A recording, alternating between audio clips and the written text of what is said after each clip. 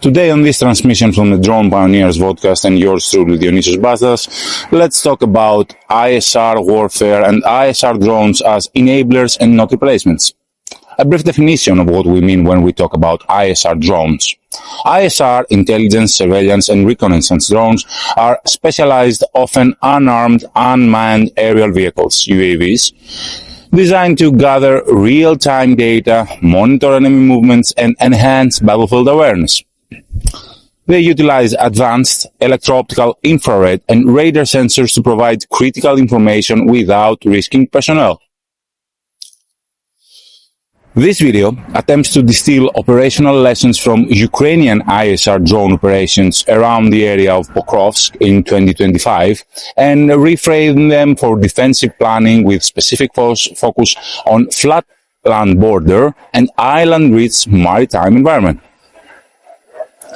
In Ukraine, fixed-wing ISR drones became the backbone of battlefield awareness. They enable artillery, FPV strike teams, and others to engage enemy forces before contact.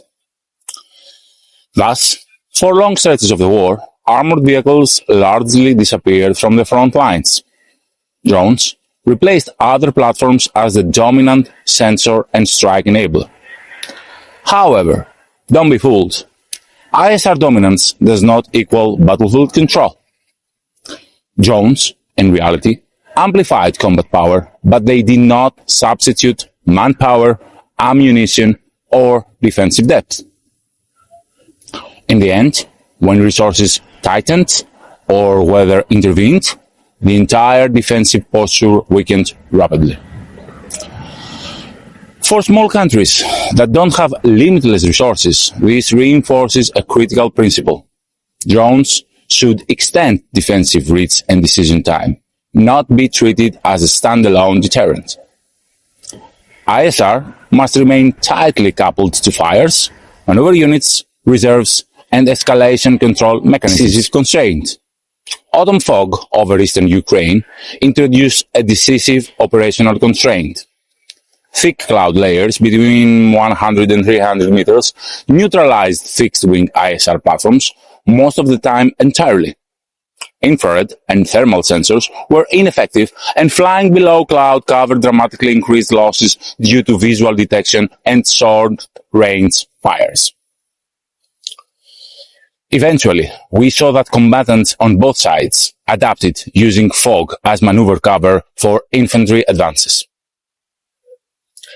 Ukrainian ISR teams, despite skill and experience, were often forced to stand down for entire rotations. This lesson could be directly applicable to anyone paying attention.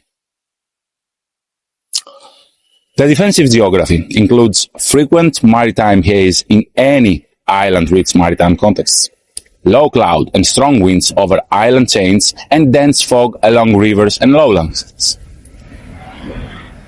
Any ISR heavy defense concept must assume recurring periods of partial or total sensor blindness. Weather should therefore be treated as an operational variable to be planned around, not a risk to be accepted.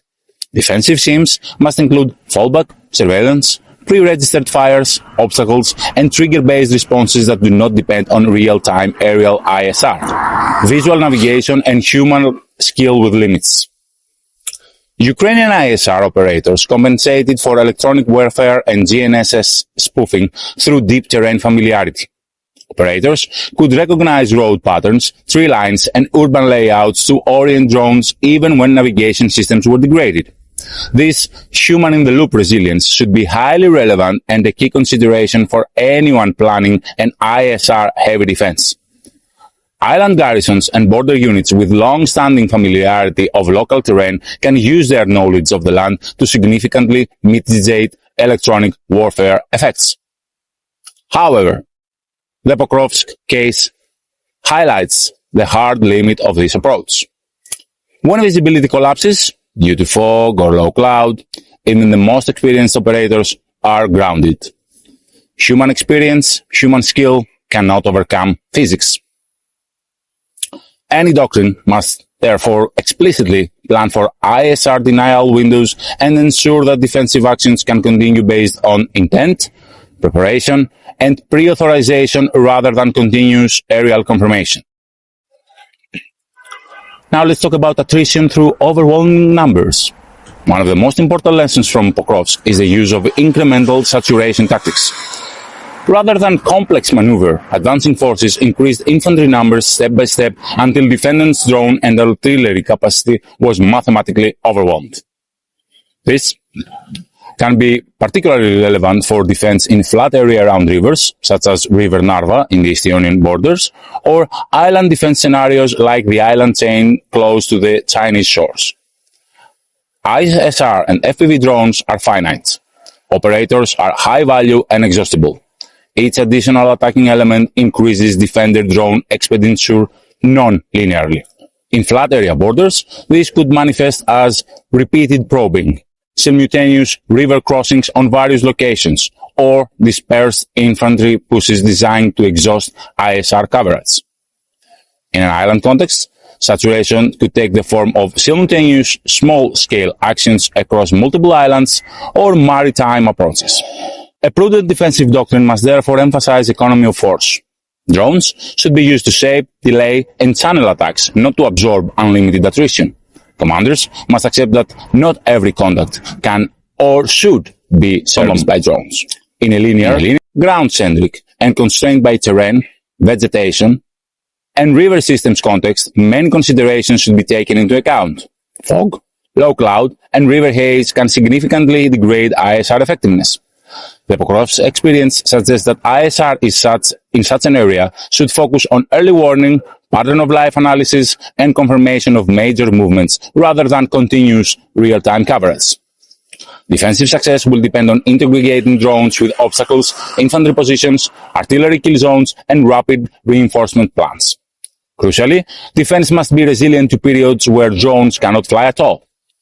Prepared defensive fires and decentralized command authority become decisive during these windows. In a sea context, drones provide enormous value for maritime domain awareness, island-to-island surveillance, and early detection of amphibious or hybrid actions. However, the Ukrainian lesson is clear. ISR advantage collapses quickly when weather, wind, or logistics intervene. Sea, haze, local winds, and low cloud can ground fixed-wing systems or severely reduce endurance. Drones should be used to extend reaction time and provide political and military decision space. They should cue naval, air, and missile assets rather than attempt to independently manage contact and strike across wide maritime areas. Island defense plans must assume that drone coverage will be intermittent and that ground forces may need to operate without ISR for extended periods. The illusion of drone sufficiency. Despite accounting for the majority of enemy casualties, drones alone could not hold Pokrovsk. When artillery ammunition was rationed and infantry numbers were insufficient, ISR excellence merely delayed defeat. The implication is clear. Drone-heavy defense buys time. That time must be explicitly allocated to mobilization, reserve movement, naval repositioning, air operations, and political signaling. If time is not converted into decisive action, drones simply delay the inevitable.